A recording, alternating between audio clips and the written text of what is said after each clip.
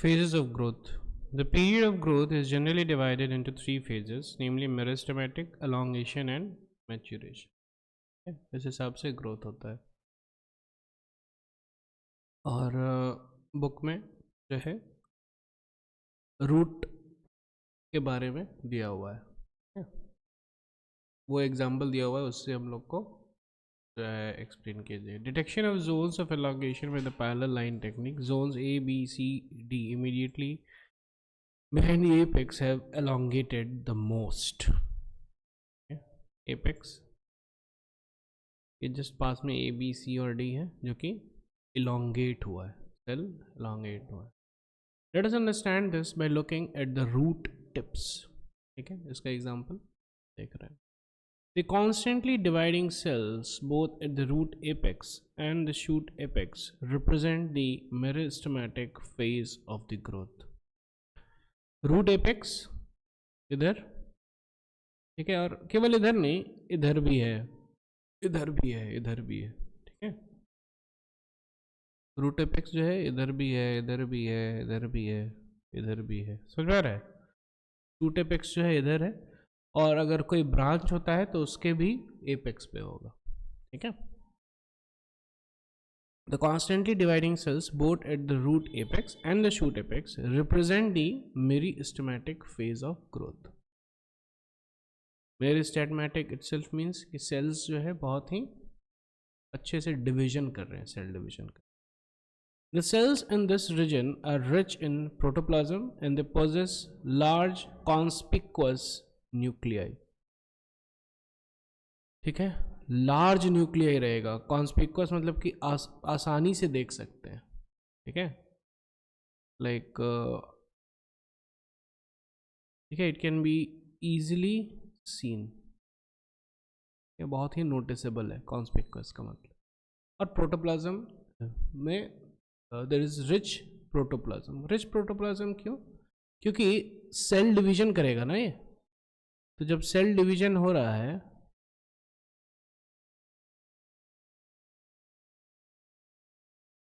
जब cell division हो रहा है तो डीएनए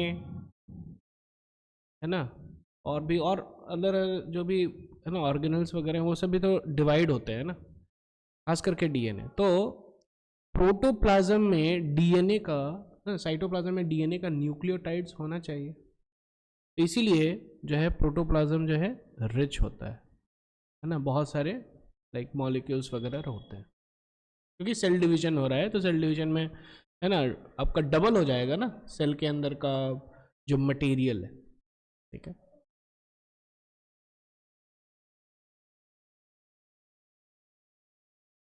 उसके कारण प्रोटोप्लाज्म रिच है, ठीक है। पोजेस लार्ज को एक्चुअली क्या होता है कि सेल डिवीजन के समय अच्छा खासा एनर्जी लगता है, ठीक है। Even like when in like human beings also, when the baby is there inside the body है ना, तो केयर जो है थोड़ा सा ज़्यादा लगता है, ठीक है, क्योंकि सेल डिवीजन कर रहा है ना, सेल डिवीजन कर रहा है तो बहुत ज़्यादा उसको न्यूट्रिएंट्स की ज़रूरत होती है। Their cell walls are primary in nature, thin and cellulosic, ठीक है।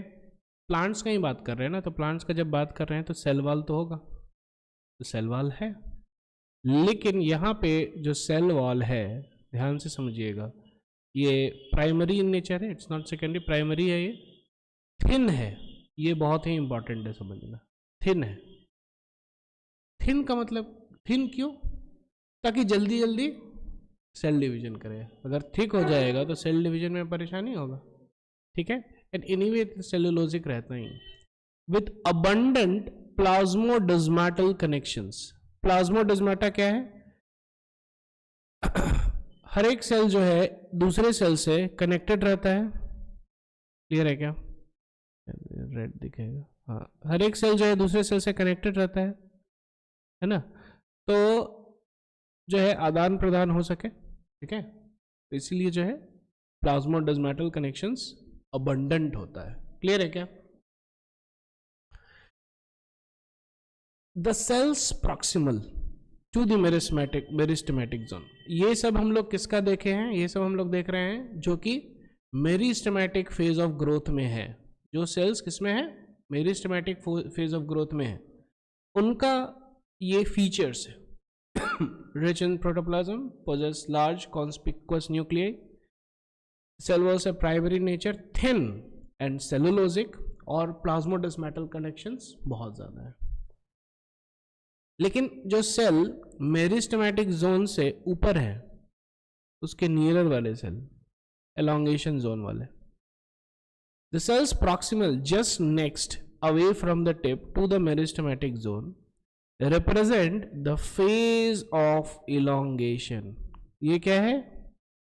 ये phase of elongation। तो इसमें क्या होगा?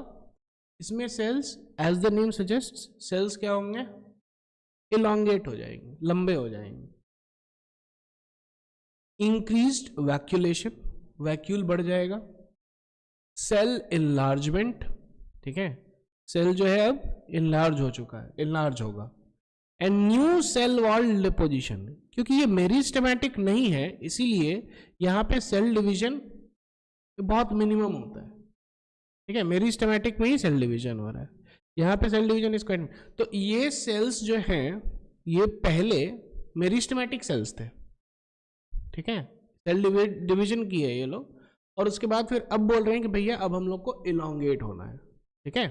बहुत हम लोग सेवा कर ली, अब थोड़ा सा अपना देखभाल करना है। अब जो है थोड़ा सा सेल एनलार्जमेंट, ठीक है। तो यहाँ पे इसलिए सेल एनलार्जमेंट और न्यू सेल वॉल डिपोजिशन, क्योंकि यहाँ पे जो सेल्स हैं, यहाँ पे जो सेल्स हैं इनका सेल वॉल थिन होता है, इनका सेल वॉल थिन होता है, ठीक है, क्योंकि ये सेल डिवीजन कर रहे हैं। अब यहाँ पे इसको सेल डिवीजन का ज़्यादा उतना चिंता नहीं है, तो इसीलिए अब सेल वॉल डिपोजिशन होने लगता है और सेल वॉल जो है थोड़ा थोड़ा थिक बनने लगता है।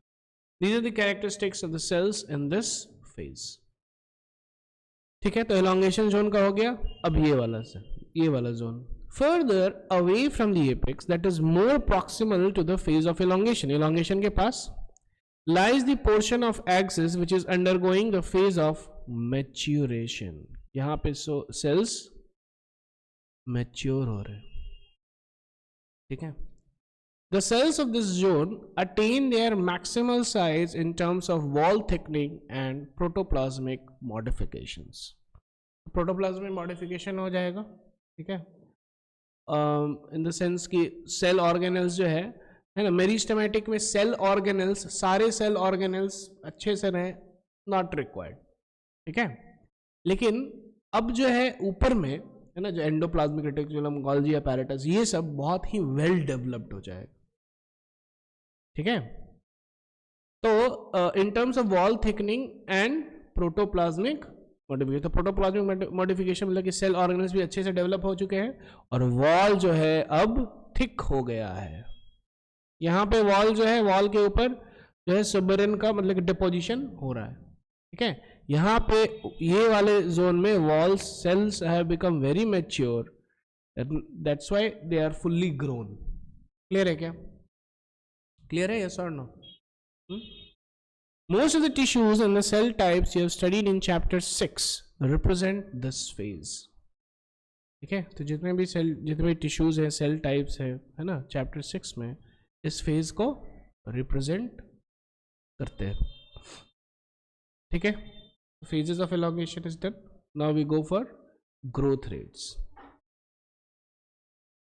The increased growth per unit time is termed as growth rate, ठीक है। तो जो है पर यूनिट टाइम, तो हम लोग यहाँ पे रेट देख रहे हैं ग्रोथ का, ठीक है, termed as growth rate. Thus rate of growth can be expressed mathematically। आएगा अभी आगे हम लोग देखेंगे, इक्वेशंस देखेंगे, मैथ्स के इक्वेशंस देखेंगे। An organism or a part of the organism can produce more cells in a variety of ways। अलग अलग वे में सेल को प्रोड्यूस कर सकता है, ठीक है। फिगर 15.4 देखिए बुक पे, represent the growth in arithmetic, ठीक है। तो यहाँ पे देखिए अरिथमेटिक या फिर ज्योमेट्रिकल है, तो ये देखिए, ये पहले कितना था, ये था एक सेल, 2 हुआ, फिर 3 हुआ, फिर 4 हुआ, फिर 5 हुआ, है ना। तो ये एक एक सेल बढ़ रहा है, प्लस हो रहा है, +1 हो रहा है हर एक स्टेप पे। दिख रहा है क्या? यस और नो? यस और नो? कोई भी रीजन के कारण, ठीक है। इसमें जैसे कि एक सेल है ना, तो जैसे कि 2 सेल बना, तो 2 सेल में से केवल एक सेल जो है ना, वो डिफ्रेंशिएट हो गया, तो है ना, वो अलग बन गया और वो मेरिस्टेमेटिक नहीं रहा। लेकिन जो दूसरा सेल है वो कर रहा है डिवीजन, इसीलिए केवल एक ही सेल डिवीजन कर रहा है हमेशा। दिख रहा है क्या इसमें? यस और no? What for whatever reason. तो पॉइंट इज कि 1 के बाद 2 हुआ, 2 के बाद 3 हुआ, 3 के बाद 4 हुआ, 4 के बाद 5 हुआ, यहाँ पे प्लस हो रहा है, at each step it is plus. Clear है क्या?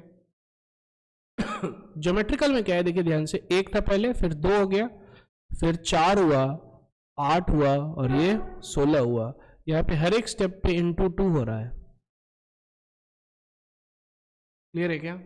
इसको हम लोग बोलते हैं ज्योमेट्रिकल ग्रोथ। क्या बोलते हैं इसको? हर एक स्टेप पे इंटू 2। कोई दिक्कत, कोई टेंशन नहीं, ठीक है। सो दिस इज अरिथमेटिक या फिर ज्योमेट्रिकल। क्लियर है क्या? आगे बढ़ते हैं, ठीक है। अब एक एक हम लोग बढ़ेंगे। In arithmetic growth the following mitotic cell division, in arithmetic growth following mitotic cell division. तो ये एक सेल था, अब मिटोसिस हो गया, ठीक है। मिटोसिस होकर के 2 सेल बना है। क्लियर है क्या? मिटोसिस होकर के 2 सेल बना, ठीक है। ये ए और ये B. Only 1 daughter cell continues to divide. तो ये ए जो है, देखिए ध्यान से, ये ए डिवीजन किया, यस और नो? ठीक है, ए जो है 2 सेल में डिवीजन किया एंड बी वैसे ही रह गया, while the other differentiates and matures। दूसरा वाला डिफ्रेंशिएट कर गया और मैच्योर कर गया। डिफ्रेंशिएशन का हम लोग समझे थे कल, डेफिनेशन क्या होता है डिफ्रेंशिएशन का, ठीक है। वो अलग सेल बन जाता है और वो अपना कार्य करने लगता है, ठीक है। फिर इसमें फिर इस स्टेप से इधर आइए, देखिए ध्यान से, यहाँ पे भी जो है ना, ये केवल सेल मिटोसिस कर रहा है, समझ में आ रहा है। तो हर एक स्टेप पे there is only 1 cell which is doing mitosis, the other cell differentiates and matures. Clear है क्या, यस और नो? तो इसीलिए इसमें अरिथमेटिक, इसको अरिथमेटिक ग्रोथ रेट बोलते हैं। The simplest expression of the arithmetic growth is exemplified by a root elongating at a constant rate, ठीक है। और इसका एग्जाम्पल क्या है? Root elongating at a constant rate, ठीक, constant rate से elongate कर रहा है। Look at the figure 15.5. On plotting the length of the organ against time, a linear curve is obtained, ठीक है। ये हो गया लीनियर कर्व है। क्लियर है क्या, यस और नो? ये हो गया लीनियर कर्व, ठीक है। कैसे ये लीनियर कर्व होता है, ये भी हम लोग जो है समझ लेंगे। मैथमेटिकली इसको कैसे एक्सप्रेस करते हैं, L0 + RT। देखिए ध्यान से, ठीक है। अगर हम लोग रेट की बात कर रहे हैं, लेट अस से रेट है ना, 1 न्यू सेल पर सेकेंड, बहुत ही कम रेट है, लेकिन लेट अस से अज्यूम, ठीक है। तो जो है, और शुरुआत में थे लेट अस से 10 सेल्स, कितने थे? 10 सेल्स, ठीक है। कितने पे? t = 0 पे शुरुआत में, ठीक है। तो जब t = 1 सेकेंड होगा तो कितने सेल हो जाएंगे? 10 से 11 हो जाएगा, क्योंकि एक नया सेल ऐड हो रहा है। t = 2 होगा तो फिर तब तक एक और सेल हो जाएगा ऐड, 12, 3 में 13, 4 में, है ना, 4 सेकेंड के बाद कितना? 4 न्यू सेल ऐड हुआ है, यस और नो? तो कितना हो जाएगा? 14, और 5 के बाद 15। क्लियर है क्या? ये है t, ठीक है।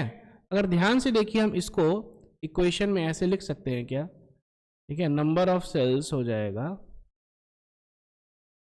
10 प्लस 1 इंटू टी। देखिए ध्यान से हो रहा है क्या, t is equal to 0 put कीजिए तो 10 ही है, t is equal to 1 put कीजिए तो 11 है, 2 पुट कीजिए तो 12 है, 3 कीजिए तो 13 है। समझ में आ रहा है, सर नो? 10 प्लस 1 टी, 10 क्या है, ओरिजिनल सेल जो था एन नॉट, और no, N naught means T is equal to 0 पे जो सेल्स थे। 1 हो गया रेट ऑफ सेल डिवीजन, ठीक है, rate of growth rate, arithmetic growth rate, और टी भैया जी क्या हो गए, टाइम हो गया। क्लियर है क्या, ऐसा और नो? तो N naught plus R into T, देखिए ध्यान से, ठीक है, तो यहां पे एन नॉट से नहीं डिनोट करके ये लेंथ से डिनोट कर रहा है, लेकिन मैथमेटिकली एक्सप्रेशन वही है। दिख रहा है क्या, ऐसा और no? L T is equal to L naught plus R T. कोई दिक्कत, कोई दिक्कत है नहीं है, कोई टेंशन, ठीक है। एल टी हो गया length at time T, L naught हो गया लेंथ एट टाइम 0, और आर हो गया growth rate that is elongation per unit time. Clear है क्या, ठीक है। अब देखिए ध्यान से, ठीक है, 0 था, 0 टाइम पे लेट अस से कि 10 सेंटीमीटर का था, कितना,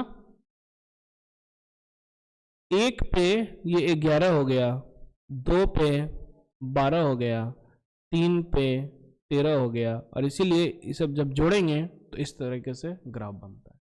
आ रहा है समझ में, ये सर नो? ठीक है, इस ग्राफ का जो स्लोप होगा थीटा, tan थीटा जो स्लोप होगा दैट इज एक्चुअली आर। आप लोग पढ़े होंगे y is equal to M X plus C, पढ़े होंगे मैथ्स में 10th, ठीक है। ये m जो है ये क्या हो जाता है, स्लोप, c जो है ये क्या हो जाता है, इंटरसेप्ट, मतलब कि t x इक्वल टू 0 पे y c हो गया ना, तो ये जो था ये एल नॉट देगा, क्या देगा ये, क्लियर है, यस और नो? ठीक है, ये हो गया अरिथमेटिक ग्रोथ रेट। क्लियर है क्या, आगे बढ़ते। Now let us see what happens in geometrical growth. ठीक है, ज्योमेट्रिकल ग्रोथ में क्या होगा, ये इंपॉर्टेंट है समझना, ठीक है। और इनफैक्ट ये जो ज्योमेट्रिकल ग्रोथ है ये हम लोग क्लास 12th में भी देखेंगे, ठीक है, क्लास 12th में भी देखेंगे दैट हाउ पॉपुलेशन ग्रोज, ठीक है। ऑर्गेनिजम्स एंड पॉपुलेशन जो चैप्टर है 13th या 14th चैप्टर है उसमें हम लोग देखेंगे, ठीक है, ये ज्योमेट्रिकल ग्रोथ का कैसे होता है। तो अभी थोड़ा समझ लेते हैं अच्छे से, ठीक है, उस समय भी आसानी हो जाएगी। देखिए ध्यान से, ज्योमेट्रिकल ग्रोथ का हम लोग बात कर रहे हैं, ठीक है। तो इसमें क्या हो जाता है कि जो ग्रोथ रेट है, जो ग्रोथ रेट है वो डिपेंडेंट होता है किस पे, लाइक ज्योमेट्रिकल ग्रोथ, मल्टीप्लीकेशन हो रहा है यहाँ पे। क्लियर है क्या, यस और नो? ठीक है, तो in most systems the initial growth is slow, lag phase, and it increases rapidly thereafter at an exponential rate, log or exponential phase. तो शुरुआत में जो है ये धीरे धीरे ग्रो करेगा, क्या करेगा, धीरे धीरे, ये है ये वाला फेज, इसको क्या बोलते हैं, कौन सा फेज है ये, लैग फेज, थोड़ा सा लैगिंग है, कर रहा है ग्रो लेकिन धीरे धीरे। उसके बाद एकाएक एकदम रैपिड ग्रोथ होगा, इसको क्या बोलते हैं हम लोग, लॉग फेज, क्या, या फिर एक्सपोनेंशियल फेज, ठीक है ना, बहुत रैपिड ग्रोथ हो। समझ में आ रहा है ये सर ना? और अगर ध्यान से देखा जाए इन वन सेंस, है ना, लाइक जो दही बनता है ना वो भी समवॉट यही है। दही जो बनेगा, आप जाओ देखो, है ना, लाइक 3-4 घंटे 4-5 घंटे में दही जमता है। अब 3 घंटे के बाद जाके देखो तो थोड़ा है, 4 घंटे 5 घंटे के बाद देखो पूरा हो गया है, ठीक है। अब 5 घंटे के बाद अब वो नहीं, लाइक जितना था वैसा ही। समझ में आ रहा है? क्या होता है इसमें, पहले धीरे धीरे ग्रो किया, लैग फेज, उसके बाद फिर एकाएक रैपिड ग्रोथ हो गया, एक्सपोनेंशियल फेज, ठीक है। और उसके बाद एक्सपोनेंशियल फेज में क्या हो गया, बहुत ग्रो हो गया। अब बहुत ग्रो तो हो गया है वो, लेकिन अब मिल्क ही अवेलेबल नहीं है। समझ में आ रहा है, बहुत ग्रो हो गया लेकिन अब, है ना, पॉपुलेशन ग्रो हो गया लेकिन अब न्यूट्रिएंट्स हैं ही नहीं, न्यूट्रिएंट्स अभी है ही नहीं, तो फिर इसका ग्रोथ फिर से स्टैग्नेंट हो जाएगा, स्टेशनरी फेज। आ रहा है समझ में, यस और नो, ठीक है। इवन कोई भी इनहेबिटेंट का भी ऐसे ही होता है, जैसे कि एक खाली जगह है, खाली एरिया है, वहाँ पे पहले एक आदमी आएगा, फिर 2 आदमी आएगा, फिर एक और आदमी ने घर ले लिया, 4 आदमी ने ले लिया, 5 ले लिया, उसके बाद फिर एकाएक देखिएगा है ना पूरा भर गया, फिर पूरा भर गया, अब एक कैपेसिटी उसका होगा, उससे ज़्यादा वो एकोमोडेट जो मोहल्ला है वो नहीं कर पाएगा, ठीक है। वो हो गया stationary phase, lag phase, exponential phase और फिर स्टेशनरी फेज, ठीक है। ग्रोथ रेट भी समवॉट यही फॉलो कर रहा है इसमें, अरिथमेटिक के केस में, अरिथमेटिक ग्रोथ के केस में, ठीक है। Here both the progeny cells following the mitotic cell division retain the ability to divide and continue to do so. उसमें क्या था, उसमें जब मिटोसिस होता था तो एक सेल डिफरेंशिएट कर जाता था और केवल एक सेल जो है फर्दर कंटिन्यू करता था मिटोसिस, फिर से मिटोसिस हुआ, एक सेल फिर से डिफरेंशिएट कर गया और दूसरा जो है वो मिटोसिस कर। ज्योमेट्रिक में क्या होता है, एक था दोनों कर रहा है मिटोसिस, ये देखिए ये मिटोसिस किया, फिर ये भी मिटोसिस किया, फिर ये भी मिटोसिस किया, फिर अब ये फिर से मिटोसिस किया, ये फिर से मिटोसिस किया, ऐसे से कर रहा है मिटोसिस, 1 का 2, 2 का 4, 4 का 8, 8 का 16, समझ में आ रहा है, ऐसे मिटोसिस हो रहा है। Ability to divide and continue to do so, clear है क्या? किसका, बोथ द प्रोजेनी सेल्स, दोनों सेल्स जो है डिवाइड करेंगे और कंटिन्यू करेंगे cell division. However with the limited nutrient supply, लेकिन अगर इनफाइनाइट रिसोर्स रहता तब तो कोई दिक्कत ही नहीं था, समझ में आ रहा है, इनफाइनाइट रिसोर्स रहता तो फिर कोई दिक्कत नहीं था, लाइक अगर इनफाइनाइट नीट का सीट रहता कोई दिक्कत ही नहीं था, लेकिन ऐसा तो है नहीं, है कि नहीं? क्यों? क्योंकि न्यूट्रिएंट सप्लाई जो है वो लिमिटेड है, तो रिसोर्सेस इस वर्ल्ड में लिमिटेड है, इसीलिए इस वर्ल्ड में कंपटीशन हमेशा रहेगा, ठीक है, because the supply of nutrients is limited, ठीक है, resources are limited, the growth therefore it slows down leading to a stationary phase, ठीक है। और ये स्टेशनरी फेज ये फिर से जो है ये ऑलमोस्ट पैरेलल जाएगा किसके, टाइम एक्सिस के। तो इसका मतलब क्या है, देखिए ध्यान से, ये हो गया साइज या वेट ऑफ एन ऑर्गन, तो यहां तक ये ग्रोथ हो गया है, अब जो है टाइम बढ़ रहा है, लेकिन उसके बाद फिर ऑर्गन का ग्रोथ नहीं हो रहा है, जितना साइज है उतना ही, क्लियर है क्या? If we plot the parameter of growth against time, we get a typical sigmoid or S curve, ठीक है। ये आपको हल्का सा S दिखेगा, उतना शेप में नहीं दिखेगा, लेकिन ये हल्का सा S दिखेगा आपको, क्लियर है क्या? S और no? S, so this is known as, इसको क्या बोलते हैं हम लोग, सिग्मोइड कर्व या फिर S कर्व। ये दिख रहा है क्या S? यस, दिख रहा है कि नहीं? यस और नो? तो एस जो है इसके शेप को हम लोग एस शेप बोलते हैं। A sigmoid curve is a characteristic of living organism growing in a natural environment, ठीक है। तो ये अधिकतर जो है sigmoid curve दिखता है, and it is a characteristic of living organism growing in a natural environment में इसी प्रकार से organism का growth होता है।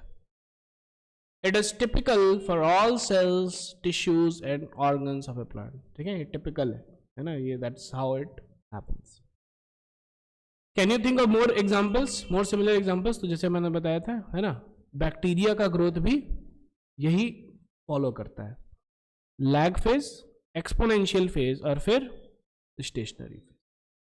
यहाँ पे देखिए एक थियोरेटिकल ग्रोथ लिखा है, हाँ, क्योंकि 1 का 2, 2 का 4, 4 का 16, सॉरी 4 का 8, 8 का 16, 32, 64, ऐसा ऐसा हो जाता, ठीक है ना। लेकिन क्योंकि बेचारे के पास न्यूट्रिएंट्स की कमी हो गई, इसीलिए theoretical growth is not valid, ये स्टेशनरी ग्रोथ पे, स्टेशनरी फेज आ जाएगा, ठीक है। और ये डेथ फेज कब आएगा? अब न्यूट्रिएंट जो है खत्म ही हो रहा है, खत्म हो गया, न्यूट्रिएंट्स है ही नहीं बेचारे बैक्टीरिया के पास कुछ खाने के लिए, तो डेथ हो जाएगा। क्लियर है क्या? यस और नो?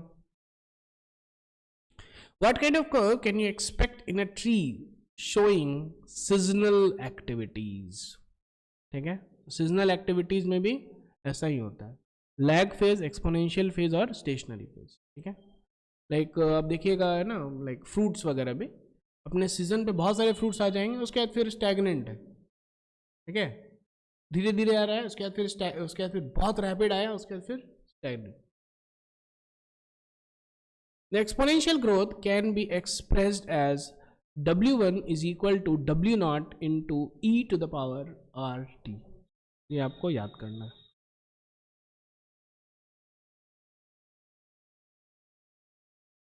ये आपको याद करना है। क्लियर है क्या? यस और नो? ठीक है, W1 is equal to final size, W0 is equal to initial size जो कि बिगिनिंग में था, R हो गया ग्रोथ रेट, T हो गया टाइम ऑफ ग्रोथ और E हो गया बेस ऑफ नेचुरल लॉगरिथम्स, जो कि 2.69 ऐसे करके E का वैल्यू होता है। क्लियर है? यस और नो?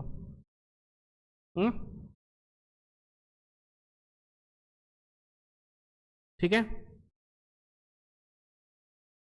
आगे बढ़ा जाए।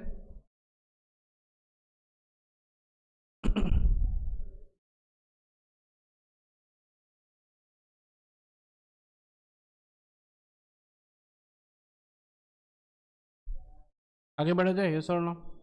ठीक है, थोड़ा सा हम आपको फील दे सकते हैं कि कैसे ये एक्सपोनेंशियल है, ठीक है। लेट अस से कोई एक सेल है, ठीक है, वो जो है ग्रोथ उसका हो रहा है ना, लाइक लेट अस से कि हर घंटे वो 1.4 टाइम्स हो रहा है, ठीक है, या फिर इजी वे में 2 टाइम्स हो रहा है, ठीक है। तो पहले था अगर वो 20, t इज इक्वल टू 0 पे कितना था?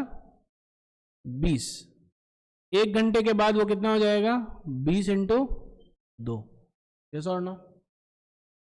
2 घंटे के बाद 40 हो गया ये, 1 घंटे के बाद, 2 घंटे के बाद 80। ध्यान से देखिए, 20 इंटू 2, यस और नो? हाँ, डबल हो रहा है, डबल, इसमें प्लस नहीं हो रहा है, इसमें मल्टीप्लीकेशन हो रहा है, ठीक है। तो 20 था, फिर 20 इंटू 2 हुआ, फिर 20 इंटू 2 इंटू 2 हुआ, उसके बाद फिर क्या होगा? 160, जो कि 20 इंटू 2 इंटू 2 इंटू 2 है, यस और नो? ध्यान से देखिए, इसको अब हम लोग ऐसा लिख सकते हैं क्या? इसको लिख सकते हैं 20 into 2 to the power 0, 2 to the power 0 1 होता है। इसको लिख सकते हैं 20 into 2 to the power 1, 20 into 2 to the power square, 20 into 2 to the power 3। ध्यान से देखिए, ऊपर बढ़ रहा है, एक्सपोनेंट में इंक्रीमेंट हो रहा है, there is increment in exponent, yes और नो? इसीलिए इसको हम लोग एक्सपोनेंशियल फेज। आ रहा है समझ में? यस और नो? कोई दिक्कत नहीं है, कोई टेंशन नहीं है ना? दिख रहा है क्या? यस और नो?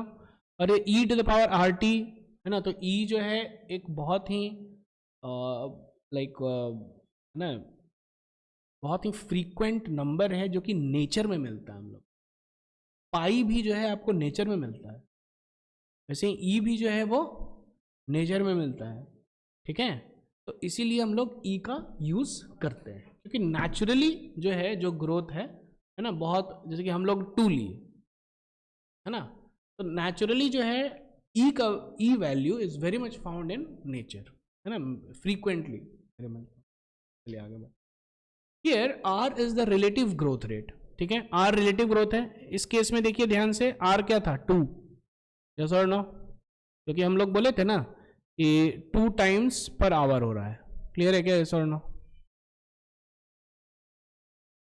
ठीक है, तो ये हो गया आर, आर हो गया relative growth rate, and is also the measure of the ability of the plant to produce new plant material, refer to as efficiency index. ठीक है, क्या हो गया ये? एफिशिएंसी इंडेक्स है, ठीक है। एफिशिएंसी इंडेक्स सिंपल सा बात है कि रिलेटिव ग्रोथ रेट है ना, तो वो प्लांट के ऊपर बहुत डिपेंडेंट है भैया कि आप जो है उतने मटेरियल को मतलब कि है ना एक्वायर कर पाते हैं या नहीं, क्योंकि cell division is a very tedious process, ठीक है, and it's a very energy intense process, energy लगता है उसमें। Hence, the final size of W1 depends on the initial size W0. Clear है क्या, yes or no? कोई दिक्कत नहीं है, टेंशन नहीं। Quantitative comparisons between the growth of the living system can also be made in 2 ways. ठीक है, अब quantitative comparison जो है 2 वे में हम लोग को दिखेगा। कौन कौन सा 2 वे है? Measurement and comparison of the total growth per unit time is called the absolute growth rate. ठीक है, एब्सोल्यूट ग्रोथ रेट क्या हो गया? Measurement and comparison of the total growth per unit time, ठीक है। तो टोटल कितना ग्रोथ हुआ per unit time, that is absolute growth rate. समझ में आ रहा है, यस और नो? ठीक है, यहां पे है ना एक एग्जांपल दे रहा है कि 5 सेंटीमीटर स्क्वायर था, ये 10 सेंटीमीटर स्क्वायर हो गया। क्लियर है क्या, यस और नो? ये 50 से कितना हो गया? 55 हो गया, ठीक है। Diagrammatic comparison of absolute and relative growth rates. Both leaves A and B have increased the area by 5 centimeter square in a given time to produce A1 and B1 leaves. ये A से A1 बनाया, ये भी 5 centimetre square बढ़ा, और ये B से B1 बनाया, ये भी 5 सेंटीमीटर स्क्वायर बढ़ा। The growth of the given system per unit time expressed on a common basis, example per unit initial parameter, is called the relative growth rate। ठीक है, देखिए ध्यान से, इस केस में ये कितना बड़ा है बताइए? 5 सेंटीमीटर स्क्वायर। ये कितना बड़ा है? सेम है कि डिफरेंट है? क्लियर है क्या? ठीक है, सेम है। अच्छा, इसके पास पहले कितना था? 5 सेंटीमीटर स्क्वायर था। इसके पास पहले कितना था? 50। कंपैरिजन में कौन ज्यादा बड़ा? कौन ज्यादा बढ़ा कंपैरिजन में? जैसे कि कोई आदमी के पास भैया 5 रुपया था, है ना, उसको मुनाफा हुआ 5 रुपया का, 10 रुपया हो गया उसके पास। कोई आदमी का 50 रुपया लगाया, उसको भी 5 ही रुपया का हुआ मुनाफा, उसका हो गया 55। कौन सा बिजनेस ज्यादा अच्छा है? आ रहा समझ में? क्यों? क्योंकि रिलेटिवली ज्यादा है ना भैया, इसको 100% प्रॉफिट है, इसको 10% प्रॉफिट। यस और no?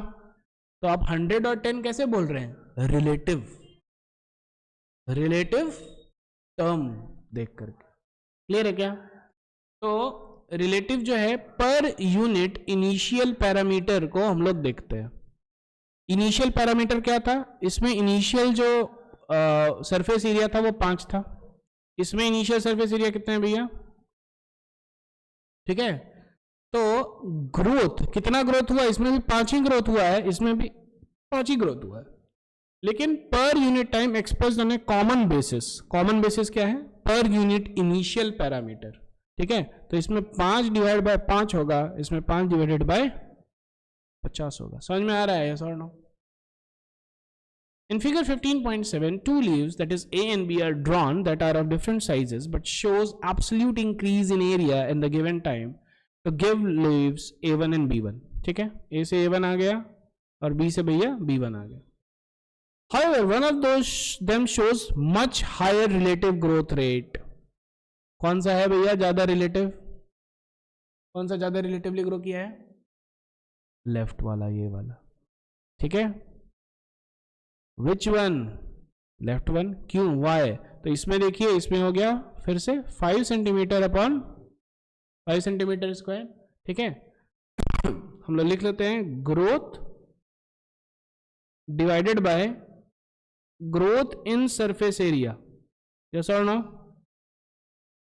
Divided by initial surface area.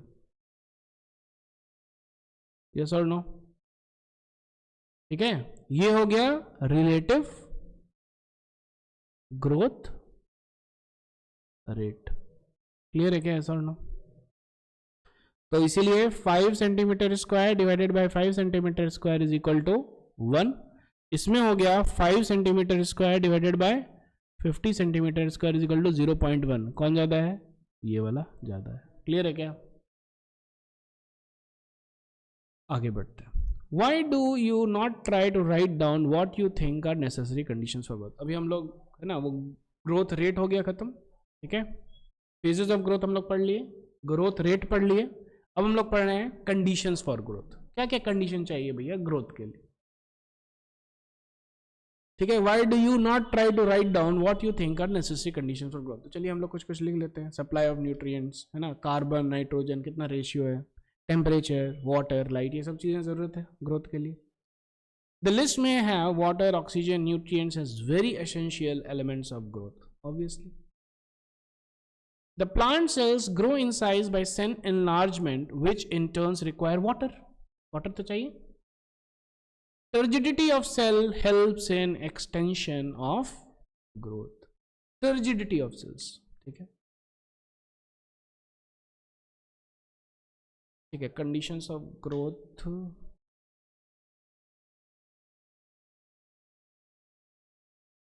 नहीं कर लेते. ठीक है, टर्जिडिटी ऑफ सेल्स. तो टर्जिड सेल कौन होता है? तो प्लांट सेल के अंदर स्पेशली, ठीक है, जो एक बहुत ही इंपॉर्टेंट चीज है वो होता है वैक्यूल. ठीक है, तो इसमें देख रहे हैं इस वैक्यूल के अंदर जो है, जो भी मटेरियल है, मोस्टली पानी ही होता है. ये कम है, श्रंक सेल है. इसके अंदर नॉर्मल है ना, तो ये नॉर्मल सेल है. इसके अंदर बहुत पानी आ गया, ये टर्जिड सेल हो गया. और ध्यान से देखिए, सेल साइज इंक्रीज कर रहा है. दिख रहा है क्या? ठीक है, turgidity of cell helps in extension growth. ठीक है, अब क्योंकि इसका साइज इंक्रीज किया तो इसीलिए सेल वॉल वगैरह ये सब भी ग्रो करेगा, बढ़ जाएगा. ठीक है, turgidity of cell helps in extension growth. Thus, plant growth and further development is intimately linked to the water status. Water बहुत ही important factor है growth के लिए. क्यों? क्योंकि जो cells का turgidity है वो determine करता है cell का growth. Clear है क्या? Water also provides the medium for the enzymatic activities needed for growth. तो जो भी एंजाइम्स वगैरह एक्ट करेंगे वो मीडियम, कौन से मीडियम में एक्ट करेंगे? Water. Oxygen helps in releasing the metabolic energy essential for the growth activities. ठीक है, तो ऑक्सीजन क्या होता है? Helps in releasing metabolic energy essential for growth activities. तो ऑब्वियस सा बात है, ऑक्सीजन आता है, ये एटीपी वगैरह बनाया, रेस्पिरेशन हुआ और उसी से एनर्जी बना. Nutrients, that is macro and the micro essential elements, are required by plants for the synthesis of protoplasm and they act as the source of energy. कौन सा nutrients? Macro essential मतलब कि ज़्यादा चाहिए, micro मतलब कि छोटा सा ही चाहिए, कम चाहिए. They are required by plants for the synthesis of protoplasm. Protoplasm का synthesis, they act as a source of energy. In addition, every plant organism has an optimum temperature range best suited for its growth. अलग अलग plant जो है अलग अलग जगह इसीलिए मिलते हैं क्योंकि अलग अलग जगह पे अलग अलग कंडीशंस हैं, और एक बहुत इंपॉर्टेंट फैक्टर है कंडीशंस का temperature. Any deviation from this range could be detrimental to its survival, obviously. Environmental signals such as light and gravity also affect certain phases of growth. यहाँ पे दिख रहा है लाइट है और सारा प्लांट जो है लाइट के तरफ ग्रोथ कर रहा है. क्लियर है क्या, सर? नो, ठीक है. यहाँ पे भी हम लोग जो है देख रहे हैं, ठीक है. जो रूट जो है इट शोज जियोट्रॉपिज्म, ठीक है. And shoot it shows positive, it shows negative. Clear है क्या? ठीक है. तो ऐसे ये है. और जब प्लांट ऐसे टर्न करते हैं तो देखिए ध्यान से, रूट ऐसे नहीं ग्रो करके रूट ऐसे ग्रो करता है जिधर सॉइल है. क्लियर है क्या? That's it.